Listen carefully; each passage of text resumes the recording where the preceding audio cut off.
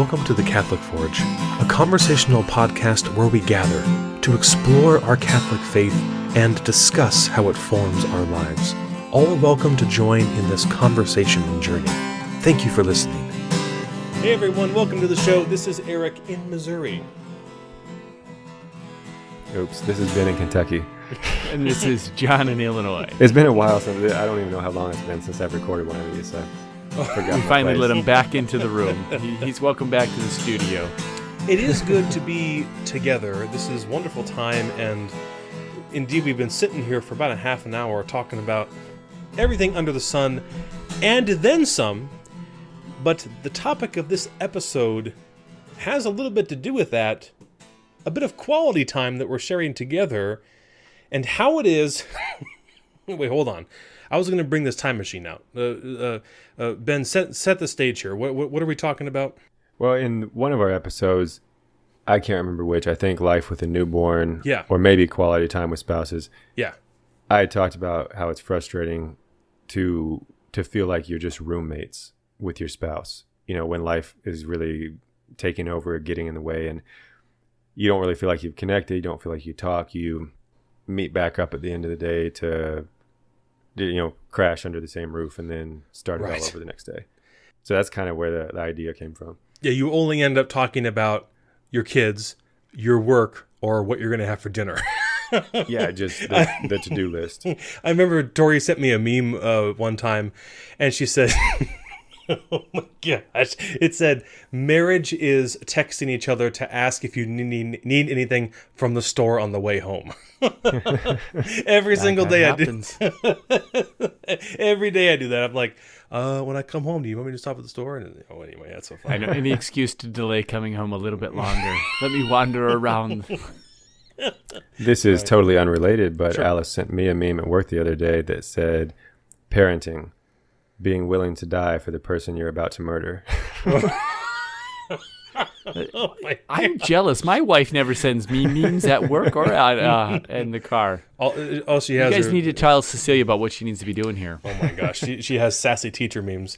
Well, I don't need the time machine because Ben, that was an excellent sort of I don't know, paraphrase as it were. You know, a sum up of that original kind of phrasing idea that indeed we sometimes find ourselves in these slumps or whatever, these periods where it's like, yeah, we're going day to day and talking almost literally about the same thing or set of things whenever we talk. Other things are coming to, you know, a slow grind, and there's not as much activity between you and your spouse. So we're just kind of unpacking that today. And first of all, if you are in that position right now, you're listening and you're like, yep. You've completely failed and it's all over.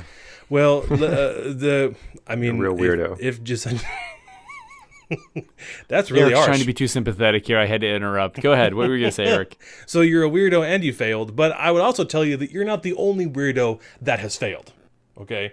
Well, I would not speak for the two gentlemen, although I'm pretty sure I know what they would say. But for myself, been there. All right. Done it, gotten better, gonna do it again.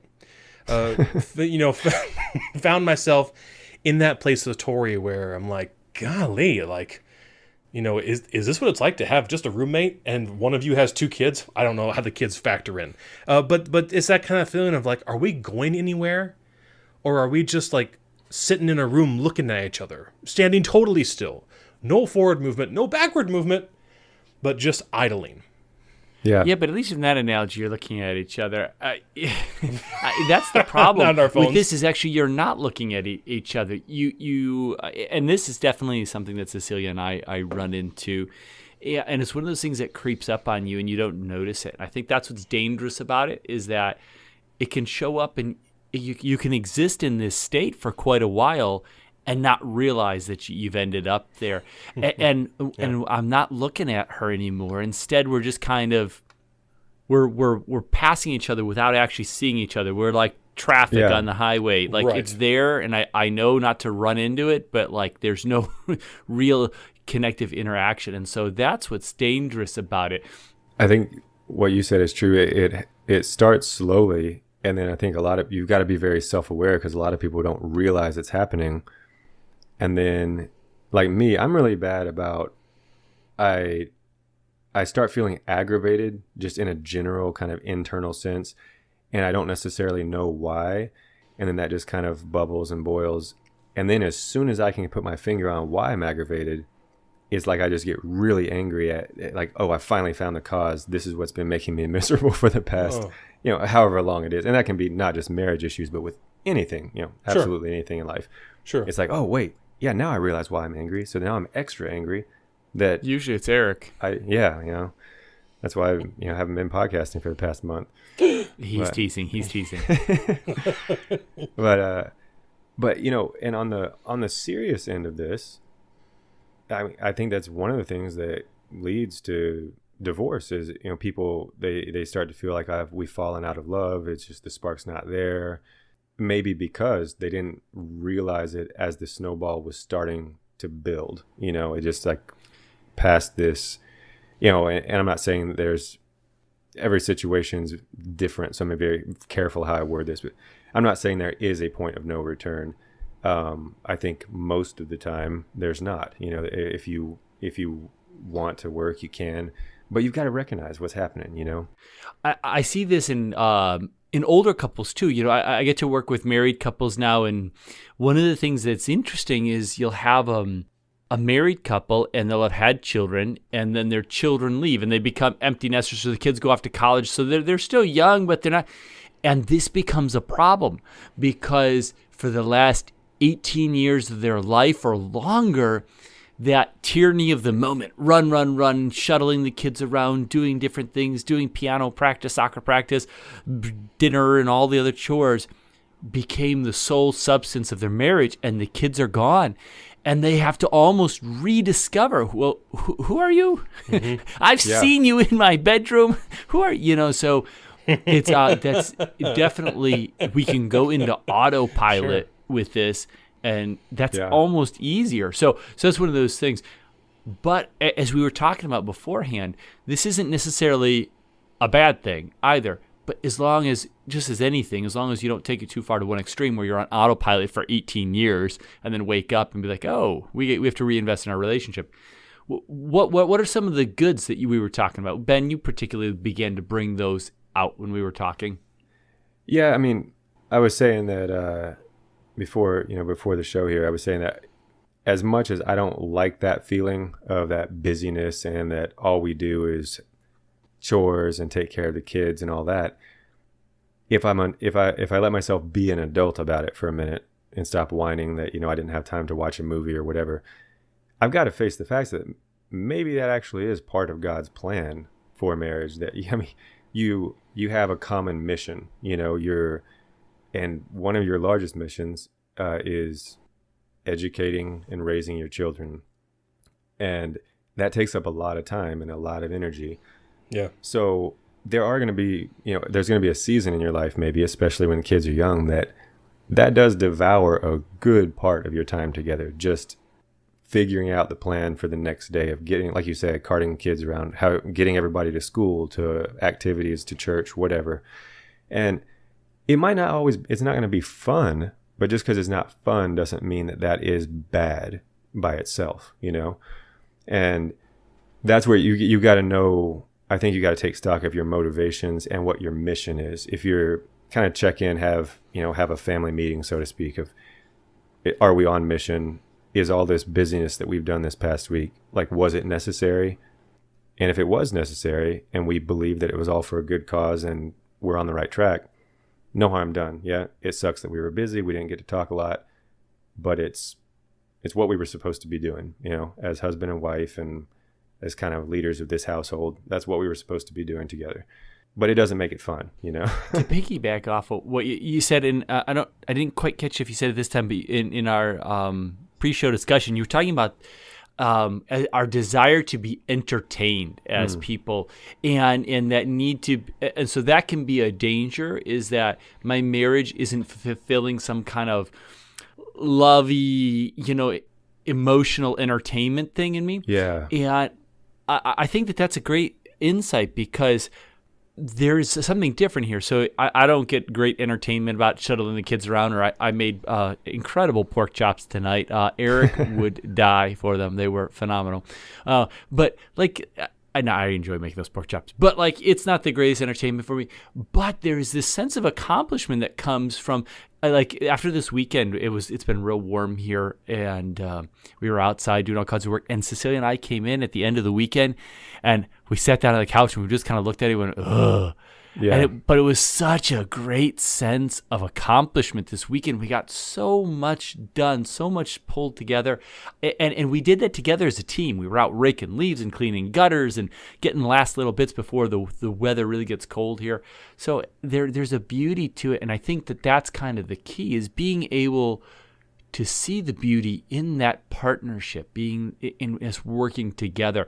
It may not be as exciting as you said, honeymoons or first dates, but boy, it's rich too when you let it be. Yeah, Eric, did you want to jump in there? He's trying to figure out my recipe for pork chops, but you won't get it. It's just not going to happen. No, I don't get me started on the cooking. But indeed, in so much of, not only in the Catholic realm, but especially in our theology, we promote that sense of responsibility and accountability to the spouse above all, even above the kids. So if you got to let the dishes go, let it go. Not too long. But what we're kind of saying may even seem to counter that, because obviously we're expressing this sense of, all these other things have to come first, the piano lessons and the soccer lessons and the badminton instruction, whatever it is.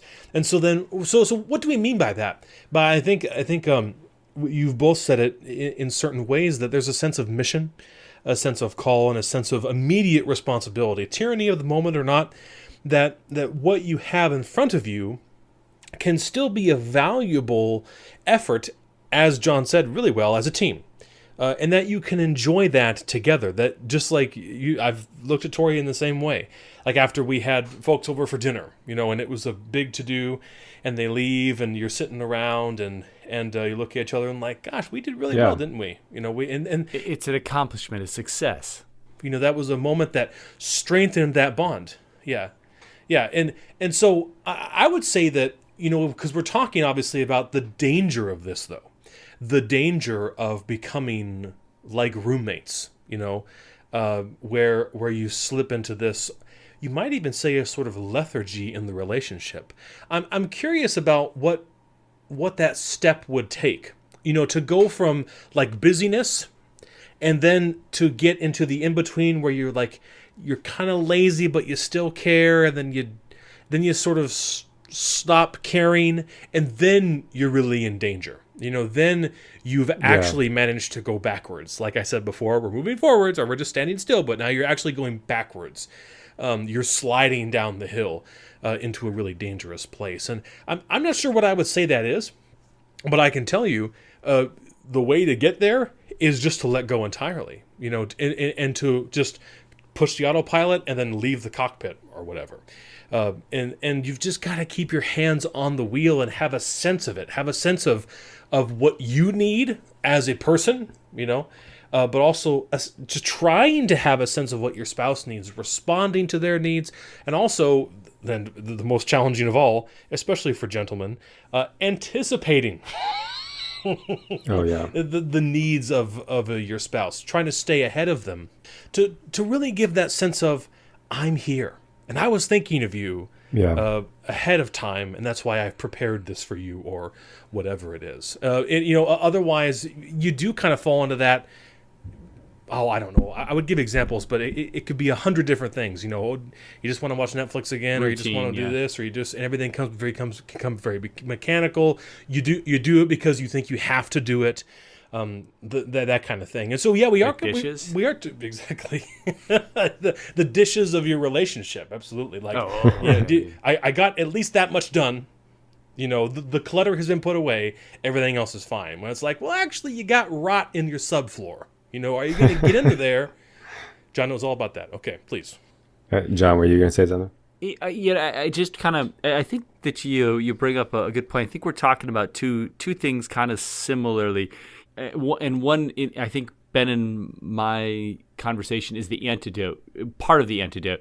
That apathy or that autopilot, that's not a healthy part of a relationship. But I think recognizing the value of the work of life, the everyday of work, recognizing that as an accomplishment, celebrating some small successes together, like the leaves or the dishes or the pork chops, which were phenomenal. Those kind of things are a little bit of the antidote to help you recognize that those things were of value, so they weren't mundane. So I don't mean to mix those, but in that sense, it's important to recognize how valuable that work is that we do as a couple. Ben, what were you going to say? No, that hit on it perfectly. But then also, Eric, so I don't know if this answers your question. It's kind of in the ballpark of what does it take to kind of go from the good to the bad? Like, how does that happen? Sure. And I think John's answering like what the good is. So I think the bad is when you notice that it's you're no longer working together, but you're working separately. You might still be kind of taking care of the same, like you're still taking care of the same household, but you're doing everything completely individually. And it's never that crashing on the couch at the end of the day and just looking at each other like, wow, we got some good work done. Or Eric, like your example, you guys both gave good examples. Like, you know, the dinner guests leave and you're just together and you can just be proud of your accomplishment together, you know, but it's like when you're just always going your separate ways and doing the labor alone. And there's never that joining back up at the end of the day to take pleasure in it. Or hopefully if it's a weekend or whatever, maybe you could have been doing some of that work side by side. And I think of the original thoughts on marriage in Genesis. It is not good for a man to be alone. In your marriage, I'll give you a helpmate. Yeah, a helpmate. Yeah. So think of that in your daily lives. You know, it's not good to walk two separate paths within your own household, you know, and never converge. So Eric, about what you were saying, I think that's when, you know, it's going from the healthy kind of busyness and work to the unhealthy kind is when you feel like you're always alone, you know, and that's the times in my marriage that it's frustrated me. And I know that we gotta get back on track is when I just feel like, man, Alice and I haven't talked this week, or we haven't had that moment of just sitting down on the couch and seeing how things are going, how the day was or whatever. Sure. And you just, you know, you feel like that's where the roommate kind of word came in. Because I remember in college, you have a roommate, you've got different schedules, you don't share meals together necessarily, you might be sleeping under the same roof at the same time, but then like you're just always doing your own thing, you know. And that's why I originally said feeling like roommates. And so make sure you're not alone, you know. Yeah. I actually asked my roommate about this today. I said, here's what we're talking about. What would you say? And so I went to the source, and her comment was very similar in that thing that Ben is talking about there is communication, is that you really have to make sure that you're spending time to talk with one another. And she said, listen, you know, of course, that's what she was trying to secretly get a message across to me. That you need to spend time listening and slowing down. And one of the things, of course, she said was, and to not necessarily, she said, well, what about what we do? And I was like, well, what do we do? And she's like, well, we kind of set limits on how much we're going to talk about work. So when we come home, she says, how was your day? And I always say, fine. She gets so annoyed by it because it's always fine. It was fine. But then I'm supposed to ask her, and I have to ask her. I say, so how was your day? And she tells me her day. And we have a time limit. Like, we've never officially said, but like after a while, it's like, that's it. You know, it's probably maybe 10 minutes each is the most that we're allowed to go. Yeah. And there's there's kind of a time limit that we have. And then she's like, well, we have time limits for stuff. And I was like, we do? And she's like, yeah. So she's been managing me a little better than I realized. So that's how you know it was effective managing. I didn't even realize it.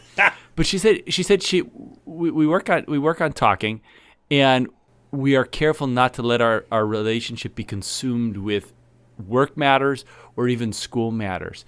And so, and that's just some of the stuff. And now that I think about it, I don't know that we necessarily intentionally did it, but that is how one of the ways that we did it. We work on it. That doesn't mean we don't go into autopilot. But another one was like sharing what we had done. So like I do most of the laundry in the house, meaning I put it in the machine and then I move it to the dryer and then I dump it in a giant pile and then magically it ends up in drawers from there. And she does the part that comes after that. She has the kids pick up the clothes, put them in, which is far harder than sticking it in the machine. But like I'm sitting here feeling like, man, I do all the laundry in the house. And it's important that like we kind of share what we do too, because like I do that when she's not home, and then she does the other half when I'm not home, and I start kind of getting resentful too. That like I'm always doing all the laundry, and actually she's doing the much harder part of the laundry. So kind of like letting each other know, not for the sake of like give me glory, but like look, I'm contributing, and it encourages me to do more too. So, and she said, then the other thing she said was listening, and she said, and of course, this is something we've talked about before, not always feeling that you need to fix your spouse's problem. That often when she comes home, she's had a hard day at school or she's had difficulty with the student. She just needs me to listen to her. She doesn't need me to fix it. She doesn't need me to go beat that kid up, or call the principal or whatever. She just wants me to listen. And so taking that time to really just listen to one another and hear each other out. And of course, if you watch TV shows together, or things like that, even spending time talking about those things. It's those little communications. Like we watch Stranger Things and then we go through and we analyze it. And it's so much fun. It's about nothing, but it's so much fun because it just helps us. I mean, that's what we did when we were dating is we talked about things that we had in common. I feel like I've been going on a little too long here. Eric, you say something, or Ben, go. Well, no, I have a question about the laundry. So if you give the kids a bath before bed, and then they get in their jammies and they go to bed, and there's no toilet or issues, diapers, seepage, nothing. They get out of bed. Jammies are still clean, right? PJs are still clean. I'm sending them to school in their jammies. Yep. Would you still wash the pajamas? No way. Not that second day anyway. Well, Sorry, there Tom. it is, Tori. That's my take, John. I was using the Catholic Forge for revenge against your wife, where I told you so is not allowed, Eric. I was just thinking about that because I noticed this morning that the jammies that Hannah wore last night were in the pile. And I was like, she was pretty clean, and I smelled them and checked, and everything was fine. I was like, So at least I've gained some source evidence. Thank you, gentlemen. But no, I agree absolutely. There's that sense of course, it's problematic language. But we talk some of in our theology about submission, and most notably, of course, most famously, that wives submit to your husbands and that kind of thing. But if you just look at that submission under the same mission together, the two of you are. So she submits to you, which granted, gives the sense that you are the one who sets the mission, but you don't have to, okay? It's just a verbiage. And so you are submitting to that greater mission together. And so maybe it's the mechanical tasks of the day, but you're also submitting and committing to the more tender task of attention and listening, responding, and fun, just general activity. Ben, you've mentioned before the hideaway puzzle apparatus that I'm so jealous of. So absolutely, there's always something there. And again, I would just echo that same sense that I gave in the beginning, that if you feel like you're backsliding a little bit, or you've woken up and realized, we're here. We're at the roommate stage. What happened? Welcome. Welcome. You are welcome here. But you are welcome here, but we love you too much to leave you here. And so hopefully we can, give just give testimony. We don't have to give you advice. We'll just give you testimony to say you're not alone. And there are ways to move forward, simple ways. Stranger Things, sharing the laundry together. Join a wine club. I don't know. Reading a book and discussing a book together, sure, or discussing the upcoming readings, or for Mass. There's so many things that you can do to spark an interest. So many of my hobbies Cecilia's not into, but she so patiently listens to them. Yeah, I understand that feeling. No, I mean, I think, and John, while we might not be equipped to give advice, Cecilia's advice is great. Well, that's why I asked her. I thought she'll actually know what to say on this. Yeah, listening. She's awesome. That's going to fix a lot of problems. And And at the core of that idea, I mean, is just not taking your spouse for granted, which we all can do years into marriage, or even less than that. You might start to take them for granted, and just remembering that they're an interesting person that, if you like me, you feel very lucky that they chose to spend their life with you for whatever reason. So the least you can do is is not take that for granted, that they have agreed to give the rest of their life to you, Does that mean they're not interesting if they chose us? That could be one mark against them, I guess. They're easily entertained, I guess. Fair enough. Well, this has been the Catholic Forge, and God darn it, thank you for listening. Now, if you know someone whose marriage is in a rut, okay, love on the rocks, share this episode with them. We appreciate that. I just heard of a friend, actually, who was very touched by a recent episode, and I don't even know how they accessed it, okay, but they found it, and so sharing it out there on the Facebooks or Twitters or whatever it is worthwhile. It is meaningful. We thank you for that, and we thank you for listening, of course. We'd like to close, as always, with a prayer and a blessing. May God the Father, God the Son, and God the Holy Spirit bless you, guard you, and lead you to eternal life. In the name of the Father, the Son, and the Holy Spirit. Amen. Amen. Thank you for listening to the Catholic Forge. We hope you've enjoyed this episode and will leave us a positive rating and review on iTunes, SoundCloud, or YouTube. How about 5 stars for that pork chop recipe? You can continue the conversation. I'm just going to ask Cecilia to look it up on his phone while him and John's asleep. She does not know what I will not tell you, but cayenne pepper is there. You can continue the conversation with us, including that recipe, with us on Facebook and Twitter. And to get a hold of us, you can reach us at thecatholicforge@gmail.com. For more information regarding the podcast, visit our website at www.thecatholicforge.com. We especially thank our unparalleled wives for their continued support of this project, and we thank you very much for listening.